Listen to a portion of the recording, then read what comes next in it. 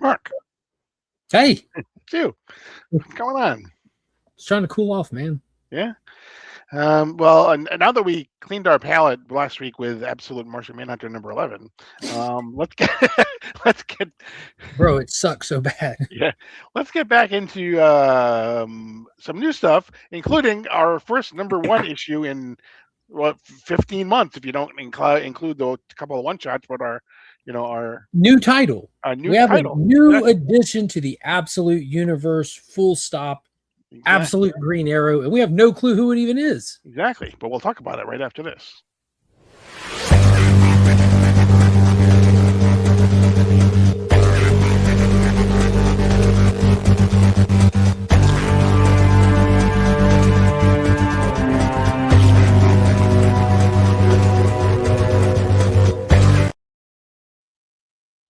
Before we get started, don't forget to hit the like button. Make sure you hit the subscribe button. Make sure you hit the notification bell so you're alerted whenever we upload new content. And don't forget to leave us a comment. Let us know how you're doing. How if you have any guesses as to who you think Absolute Green Arrow is, we'll talk about that in just a second. And how you're liking how you like the new title. And your overall thoughts on the Absolute Universe. We want to hear all of it. So, two titles this week. Absolute Flash and Absolute Green Arrow, as we mentioned. So let's kick it off with Absolute Flash. Um, Let's. already, already issue number 15 That's kind of uh, crazy to think about. of Absolute Flash. Yeah. Um, Going into this, Paul, I got to tell you, I've been whelmed by this title. It's mhm, been good, mhm. but it hasn't been bad. It hasn't been great. It's only been good. And we talked about it in previous episodes how the first 12 issues kind of ended the big story arc with a flutter instead of a bang. So I've been excited to see what they do next. And I feel like this might be the issue where we get our first looks at maybe like a building of an actual story event or like self-contained, obviously, but I feel like we are now getting somewhere that feels like it has some weight to it. Exactly, because we're gonna talk about, but we have lots of first mentions of people, some first appearances of people. We have some hints as to what may be coming up a little bit later on. Actually teeing up a story. Yeah, that Exactly. was yay. Yeah. But we start with the scene is at Ralph Dibny's mission. And basically there is the Black Flash. Is Yeah, basically you hear attacking. thunder that awakes everybody, and they go running outside, and Mhm. Ralph's already out there, and there's just this black goo speeding through the streets, just cutting people to pieces. And Ralph tells everyone to get back right as it cuts him to pieces. I mean, straight fatality, bro. Like slicing them. Just there goes Ralph Dibny. There's Mhm. people all in the streets behind this entity cut to pieces, and whatever it is, it's just it doesn't seem to be paying anyone attention, just hacking and slashing as it moves through. Right. And Barry is, I mean, Wally is kind of convinced that he probably was the one that probably released it, because he's doing everything back to Still Point, and so he's assuming that he probably somehow released this on him. And as he's running through, he basically dives at it. As he dives at it, he kind of disappears. The Black Flash disappears, but who appears to him but himself? Yeah, an older version of himself comes through a little portal. It's like, yo, homie, this is the future. This is what you have to deal with. You can't go back to the still point. If you do, if you try to save your dad, we release this entity. He's like, what is it? He's like, it's the Black Flash. You Yeah. can't release it. Yeah, and he also mentions we hear the first time he mentions to himself that there is something under Still Point. Yeah, he's like, I gotta get my dad. He's like, dude, he's not there. He's below it. Right. Below it? What do you mean below it? Don't worry about it. Yeah, Just don't go exactly. back. Trust me. He's like, dude, I'm not going to stop trying to get my dad. I was like, yeah, you are. Trust me. I promise. You need to. Just believe me. I'm out of here. Bloop. Right. And as soon as he bloops, that's when he suddenly is kind of sent back to the present, and Yeah, he he kind of wakes realizes that up. he's just had another vision, Yeah, basically. he comes to in the street wearing his underoos and his Mhm. socks, and Linda like, yo, Right. dude, what are you doing? You can't Right. go porky pigging it out in public. Get back inside. Exactly. And he's like, no, but I have to go and you have to do this and I have to try to, find my dad. And he mentions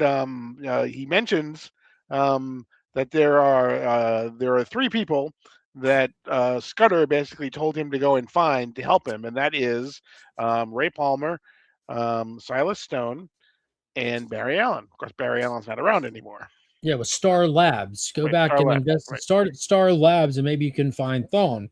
So Linda's been doing all the tech research on the interwebs and has found some stuff, a lead and a direction to go. And around these people, she sees that Barry's connected to him, and they find out that Barry started here at this prestigious institution before it dissolving and everyone going different ways, and Barry going to the high school where he gets scouted by Thrawn. But they realize that Star Labs is still in the possession of Silas Stone, so they have to get there and investigate. And Wally says, I'm going to go. And she says, I'm going with you. He said, no, you almost died last time. And crazy stuff is happening. She's like, dude, you wouldn't have known this information without me. Clearly, we're a good team. He's like, clearly, you're staying here. And he runs off. Right. And for those of you who don't know, obviously Ray Palmer is the second Adam in the main DC universe, and Silas Stone is the father of Victor Stone, who is Cyborg. We're counting Al Pratt. Well, yeah, I mean, yeah. Got you. Yeah, exactly. Yeah. Yeah, why not? You know, Earth. You got to give Earth to it. He's the first shrinking Adam. Exactly. He's the first Adam with powers. Yes. All right. So again, like you said, they basically is he basically is telling Linda, yeah, you're not coming with me. She's arguing, and before she can finish her sentence, he's gone. Meanwhile, across the country, we check in with our rogues, the one that revolted against Thrawn, helped Wally, and ultimately got away, where they're all kind of hiding on a farm, laying low, letting everything blow over. You got Captain Cold and the Weather Wizard kind of just chilling, talking about how they're laying low. Captain Boomerang's there. And about the time of them talking about laying low, a drone flies up with a briefcase. They're like, I guess our cover's been blown. Right. So they open it up, and there's a note that says, Snart, vacation's over, time to work. Right. And who appears but Rick freaking Flag. Let's go. Dude, I had an audible pop. Let's freaking go. Rick Flag comes, I'll give you a little voice thing in there. He says, hey guys, like it's time to go back to work. Basically, we got some loose ends to deal with. We got a clean slate we can offer you up. You just got to do one thing for us. And at this point, Captain Boomerang's like, I'm so bored. You point me at a person, I'll kill him for you. Let's do it. He's like, no, chill. Not a person, this little gorilla thing. So they need to get a hold of Gorilla Grodd. They need that loose end taken care of. Rick freaking Flag. Rick freaking Flag. Wally has run to Detroit to Star Labs. He basically tries to handprint the biometrics to get in, and doesn't work. So he decides he's going to actually kind of zoom through the wall, and he does that. And as soon as he's inside, he gets this hologram because it's Ray Palmer, who thinks that it is Silas Stone who has entered the lab. Yeah, motion activation turns on the hologram of Ray Palmer wearing his Absolute Adam suit. Which it looks a lot like the Legends of Tomorrow, being that it's not made of like cloth, it's got a little bit of armor look to it. It does. Without the helmet, it looks a little bit like Choi. And do you see how it also resembles the lab fit that Wally wears as well, with the red midriff crop top kind of thing? Yep. So a little bit of consistency through what scientists wear, as well as its own little flair. I thought that was a good call. And then we basically get a lot of exposition from Ray. He basically talks about some things, and he mentions that they have been able to, in some of the things that they've found, they have found that there is something that is underneath everything, and in the still point. In the still point, and it actually, including like some, he calls it dark particles. He talks about how Thrawn and other people found the still point and think that some alien plane of existence and source of unlimited power, when really it's just a surface level of something darker, something dormant, and something of this universe. And as Ray, being the atom and looking at things on a small level, he kept going smaller and smaller on it till he said he found what you described, and he described as a dark particle, but we, the reader, probably assume it's the Omega particle, which the Joker talked about in the Absolute Evil. Ray Palmer has discovered that the entire universe they live in is made up of an entity he doesn't know the name for, but it is Darkseid. Exactly. So he does that, and then he basically on the final page of the issue, he gets a diagram of exactly what Ray thought the still point looked like and everything that was in the universe, and you can see, um, you Looks have like the the still. Rock of Eternity, bro. It does really, it has the top level, but then it is a lightning bolt almost coming down. It goes down, and you can see in the bottom right hand corner there's that little Omega symbol. Um, so Which which we've seen those portals all through the main universe when All In first kicked off. right, Remember that? yep, Remember those? uh, yeah, Ray exactly. also leaves a note in there saying, like, yo, you can't find me. I'm out there though. If you need me, come looking for me. So he's somewhere really, really small, really, really hiding out. Could we get another search for Ray Palmer? We could. I mean, We've already had one in the main universe, yeah. so yeah. Again, it's a great issue. I thought anyway. Totally sets up. I mean, answers some questions, but totally sets up many more questions that you may have, and kind of opens up the fact that we're probably about to get a lot more absolute versions of our favorite DC characters coming into Absolute Flash. So personally, I can't wait for the next issue now. Yeah, it was a blast. I can't wait to see what they build to. And they also left us with a stinger. What was it? It was in issue 12, the stinger that Gorilla Grodd's parent is Right, alive and Grodd is with the parent. So there's a story there that they can be building right. to. And hopefully that's what they do. Hopefully we keep the rogues separate for a little bit and let them do a story over here while Wally does a story over here, build up the Black Flash thing. But I hope we don't get into the cycle like we did with the CW show of, we just did Zoom, now we're doing Black Flash. Right. But I don't know what we're gonna do. We've Right. introduced and burned all of his rogues in the first Yeah. couple of issues. What is there And now? Grodd's parents have basically said, "Do not trust any humans. We're gonna kill them all. We're going to kill them all." So Yeah, I yeah, feel like we really like. I thought we've been going through Batman's rogues pretty fast, but in a creative way, and we've been able to circle back around to a lot of them, how they were introduced as his friends, and like a year in, Bane kind of created them in a villain sense, and now we're coming back around to people like Harvey, who's now Two-Face for the first time, or Oz, who's now Penguin for the first time. With Flash, you kind of just threw the rogues out there, subverted what you think of them, and now they're just. So I can't imagine like getting a 12 issue story arc with Captain Cold as the big bad guy. They kind of yeah, burned it. yeah. I mean, to your point, I mean, with Batman, we've had a lot of rogues introduced, but he's really only interacted or fought against Bane, Poison Ivy, Mister Freeze, Black Mask. Black Mask. Right. And that's it. Yeah. So we have a lot more that have been introduced, but he's just and Catwoman, but she's just she's kind But of we haven't story arced her. right. People have appeared, but we haven't story arced them or Right. nothing like that. Right. Yeah, So interesting. And the way that they've already interacted with Wally with the rogues, it was almost like these people aren't on his playing field anyways. So it takes a group of them to even not be successful. right. It kind of just put him in a league outside of their reach to begin with. So I'm interested to see what they do villain wise with this. Right. I don't know. So like we said, we have our first issue of a new series, even though it's a mini series, a 6 issue mini series, a new Long series awaited. in 15 months. And it's Absolute Green Arrow. I'm not going to even try to pronounce the guy who writes it. His name is Porn Stash Pistachio. Yes. Yes. Porn Stash Pistachio. There you go. Okay. Well, that's his name for real. It's written on the book. Yeah, exactly. Yep. Okay. I'm not making this up. Yo, his first name is legitimately Porn Stash. It's Porn Sack. That's what I said. Right. And his last name is definitely Pistachio. I'm not the greatest speller, but I know how to spell pistachio. You do, huh? No, I don't. I don't think anyone does, do they? I'm not really sure you do.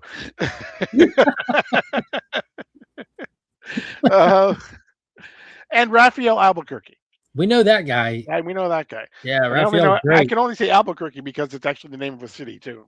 If I didn't know, I'd be like Albuquerque. Yeah, I took a wrong turn there once. Exactly. Yeah. So if you recall, the last time we saw the Absolute Green Arrow, he basically had a hole in his head, and Carter Hall dumped him on a table in absolute evil / justice. Forever evil. Yeah. What's it called? Absolute. It was called Absolute Evil. Yeah, Forever Evil was the Jeff Johns miniseries a Yeah, while ago. yeah, with the crime syndicate. Ooh, Yeah, where they almost ah, killed almost killed Nightwing. yeah. Yep. I almost killed a lot of people in that. Yeah, exactly. That was one of the part of the New 52, I believe. Yeah, If I'm it not was mistaken. amazing. Right.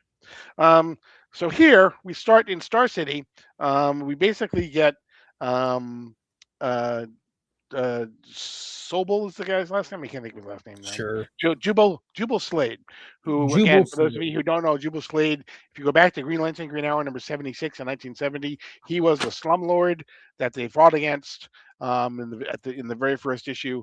Oh, Who that's cool. Green Lantern saved, and Green Arrow said, sure you saved him, but you know what this guy's doing to everybody. So that was his character. Here, he is basically a stand-in for Jeffrey Epstein. Yeah, pretty much. Like, and I mean, he's, literally. he's got an island. He's like sex trafficking. He does all that stuff. It starts out with him just kind of getting drunk on wine, bunch of empty Mhm. bottles, just him in a security in an apartment, him talking on a phone with someone, talking about what were they talking about? So I was talking about how he took Queen's company. Right. He's Hmm. kind of just chit chatting. You're hearing talking on the TV. He's talking about their stock value and stuff. Talking about how he has new guards. How he gave $300 million to someone's pack. Like all checking off all the little douchebag boxes. Like Mm. when you hear like, especially nowadays, it's easy to understand this. When you hear like the evil billionaire trope, this guy is it. Right. It most definitely is it. But he looks up and one of his bodyguards catches an arrow straight to the head. I mean, right after the first page, you turn it and boom, impact. It was a great page turn. Like it really was laid out really well. He freaks out. He goes running into the other room to find his other bodyguards, all dead already, laying around, arrows all in him. But he does find one alive, Paul. So he's in luck. Yeah. Unfortunately, he's having a little bit of a dermatological problem. Yeah, due to an arrow, apparently. They do have trick arrows in here. Mhm. They're all poison tipped, and this guy is slowly dying. So he is now alone in here, surrounded by dead bodies and the grim freaking reapers behind him, aka Green Exactly. Arrow. Like, Right. He what? basically says, what is it you want? And Absolute Green Arrow says an example. And And then we cut to the news stories, like you get little panels of phones of the news, the social media, all the different things. This is where it lays out who this guy really was. He's had multiple, when I say multiple, it was like in the tens of sexual misconduct accusations against him, underage stuff, how he had an island where there's been accused of having minors on. He's literally a stand-in for Epstein, like all day long. And unfortunately, he was a co-founder of Green Arrow, which is in this universe, Green Arrow is the name of an app that enables people to participate in stock market stuff, similar to the real life Robinhood app. yes, exactly. Well, there you go. See that? Hey, And then we get one of Mark's favorite pages, and that is the double page spread. bro, it's so cinematic. And look at the It really is. greats. Dude, And I look at love how like in Flash is doing it, this is doing it. They're kind of doing takeoffs on titles on like story titles from back then. Like this is the Longbow Killer instead of the Longbow Hunters. Right? Oh, yeah, dude, I didn't even read that Longbow You know? Killer. You know, it's great. You remember when we first saw these double page splash Yep. title pages for DC? It was in World's Finest, I believe it was. Yep. Yeah, and we're like over 50 issues of that now. This Yeah. is great. Yeah. Porn Stash Pistachio. Y'all go follow him. He deserves your follow. Great book. There you go. Flash to Dinah Lance, who is basically doing Looked like doing we had a some socialite get yeah together. yeah doing some work that she ends up basically knocking somebody out, and she before you know it, she's lost her job. Yeah, she's a bodyguard for Yeah. Rich. It looks like an influencer gathering, and she's a bodyguard for one of, and just people getting too excited, bumping. She's too hot headed at her job, and she took a swing on someone who bumped into her, and she got fired for it, kind of thing. So now she's sitting at home all alone, and that's not good for her because she has a deathly ill father that she left her job and went into private security so she can make more money. She hates her job. She hates defending these people, but she needs the income to support her father, who had the mindset like he was a very stern, traditional man who wanted to take care of his family, and he feels it's not right that they have to take care of him, and he feels like he's ruined her life because of it and all this and that, and she's willing to do everything she can to provide for him and pay for his medication and all that because he's unable to. Right. So we see her sharing this information with her therapist on Talkspace, I guess. Yeah. It's like one of the online little therapy things. Mm-hmm. BetterHelp, Yeah, not a sponsor. right. She's basically moved in with her father to help take care of him, and her therapist has actually arranged to get her an interview with Malcolm Merlin the next day because he's actually looking for someone. Who's that? Who's Malcolm Merlin? Malcolm Merlin. Now, if you watched the Green Arrow show on the CW, he was all over that. The Dark Archer. The Malcolm Dark Archer. Merlin. Right, exactly. Where Superman has Bizarro, Mm-hmm. and Green Arrow has Malcolm Merlin. Right. And so she agrees to go. We find out basically that we see her history with Oliver Queen. Her basically and Oliver are having an intimate moment. Who walks in but Jubal Slade? Again, Jubal Slade and Oliver Queen went together, formed the Green Arrow app that basically would revolutionize how you trade stocks online. And so they basically go on, and then what happens is Jubal Slade ends up controlling the entire company, and Green Arrow is basically left out, or Oliver Queen rather. Yeah, nailed it. Mm-hmm. Nailed it. Then it cuts to and it tells us about his death. It catches the reader up in case you missed it. That a few months ago, his dead body washed up on shore, his head bashed in. It was rumored he was attacked on his yacht, but no one really knows. Very sad. Yeah. When she's in having an interview, she ends up actually having an interview with Hector Hammond. And as she's doing it, she makes the mistake of saying something that he doesn't like, and within 2 minutes, suddenly her father's health insurance has been canceled, and she's told basically, "Hey, look, if you want a job, I'll give you a job, but when you come back the next time, just basically do whatever I say. Be grateful and accept what piddly salary I give you." Yeah, you take what we're willing to give you because you need it, and say thank you about how nice we are for giving it to you. And they also point out, like, they tell her what she's going to be doing, what we expect of you. There's a Green Arrow killer, a longbow killer out there targeting us. We've compiled a list of people, of associates, archers, known people, and here it is. And they pass off a little information tablet that included Roy Harper, Mia Dearden, and Tom Holloway. Tom Holloway, who is the Spider from DC Comic, who was he was a Quality Comics, I believe, first in the 1940s. He was an archer, I think, before Green Arrow was. He was in the Seven Soldiers of Victory, I think, too, or this as well. But yeah, and you can tell he's a Spider because he has a spider. He clearly identifies himself with the tattoo on his forehead. In case you can't remember my name. Right there. Actually, I think I had it actually backwards. She has not interviewed yet. She hasn't gone with Hector Hammond yet. Malcolm Merlin was there. Hey, you're right. Hector did come in and threaten her and all that stuff. He was the one that did all that. Right. So she does that. We go back. We see as she is now there with their father. We then see there's an attack that kind of goes on Hector Hammond, as she is now protecting Hector Hammond. Yeah, the first place that they want to look, and I think it's crucial, where they go. The first place they go is to Ollie's last known whereabouts, his facility, which he called his man cave, or it's all just archery in here in this man cave crap. It's the Arrow Cave, but it wasn't the Green Arrow. It's not like the actual Arrow Cave from the main universe. They're just kind of making a play on words with it. Right. So they're searching, and as they're searching, we suddenly see all of these arrows come flying in. We see Dinah is basically she catches one in the air. She catches a second one in the air. She pushes Hector Hammond out of the way. One person gets scratched shot with an arrow. Yeah, exactly, scratched, and so he starts to also have dermatological problems as well. He has an allergic reaction to arrows, as most people do.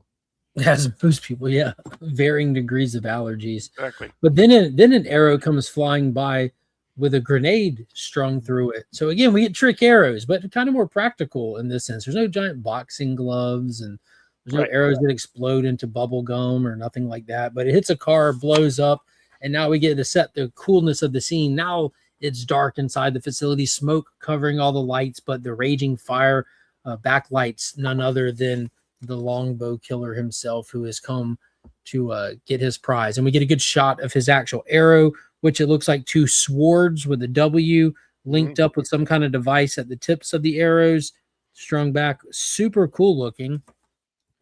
And we actually get to see the functionality of it on the next page. Hits a button, decouples the swords, and even has the line between them. And it's like a, I don't know what that thing's called, like the scorpion spear from Mortal Kombat. Oh, yeah. There's a little thing. Yeah. Or something like that. It's kind of like that going on, but lobbing off heads, security guys falling left and right, stabbing jokers, cutting throats, slicing and dicing away, and then gets to Hector Hammond and takes his hand off. Like, doesn't even slow down, just gets Hector hand off. So we see some bullets he shot at, but he actually manages to escape. We see Hector Hammond and Dinah now are there. They're basically talking about exactly. Dinah returns a little bit later back to the Arrow Cave to try to figure out exactly what it was they were looking for. She's convinced that there's something that's still there. She happens to find it this time, and so they find out what's behind the door that they actually were looking for, and they find a body that has been there for a while, but it's not decomposing for some reason. And besides it not decomposing, it looks kind of odd. That's kind of a pun, isn't it? It is. It looks kind of odd. Right. And that's what she says. No clue about that. That was weird. What the hell were you up to? She basically says. Great first issue. I love the fact that it was regular price for, you got almost like, it was like a double issue as well too. So was it? Cool. It was like 28, 30 some pages or whatever. So for the first issue, I would hope that maybe this could go on beyond 6 issues. I know they only guaranteed 6, but it had more first issue orders than Absolute Batman did. Over 300,000 copies per order. Yeah, exactly. So it seems like it's doing pretty well, at least off the start anyway. You know, maybe they'll find a way to keep it going. If they can drag Martian Manhunter out for 12 issues, they can give us at least 9 of this. But then again, they might have just geared it for this, and they have plans with the character with the crossover coming up. You know, I don't picture Absolute Green Arrow in some capacity going off the board indefinitely. So I'm excited for the Absolute Universe and their plan for the rest of the year. We know that we're leading up to the Jason Aaron crossover that they're going to do toward the end of the year. Right. And I mean, they're obviously playing the long game, because if you remember, this team, you know, Pornstache Pistachio and Raphael Albuquerque, they were announced as part of the original creators, but that was more than 20 months ago. Because we're 20 issues into Absolute Batman already. So they were announced as part of the initial group. So they definitely have the long game plan. Kind of like what Ghost Machine did with Brad Meltzer. Yeah, exactly. Yeah, one day. There you go. It'll show up. Don't worry about it. Yeah, we're here. We're waiting one day. Yeah, exactly. But yeah, can't wait for issue number 2. What did they announce? They announced that sadly, Absolute Martian Manhunter number 12 will be a week late, as will Absolute Superman but not forgotten number 20, I believe. So we're going to get actually a week. We're going to have 3, not next week, but a week in June, I believe. We're going to have 3 Absolute issues come out. What's coming out next week? Not sure, to be honest with you. Interesting. Do you know when off the top of your noggin, Wonder Woman, when off the top of your noggin, Catwoman Absolute miniseries is coming out? It comes out in June. I know that. Well, that's not far. Yeah, exactly. So, but we'll cover it for you all the way. So, but again, please get out, support Absolute, support all the DC titles, because they're all crushing it. So whether you subscribe to DC Universe Infinite, you buy them digitally or get them from a comic shop, go get them. They're great. Exactly. Just don't pirate them. But that's going to be it for this edition of DC Comics Deep Dive. Again, don't forget to subscribe. Don't forget to like. Don't forget to comment. Don't forget to hit the notification bell. But I am Paul. He is Mark. We're Legion. And you're now leaving Sector 2815.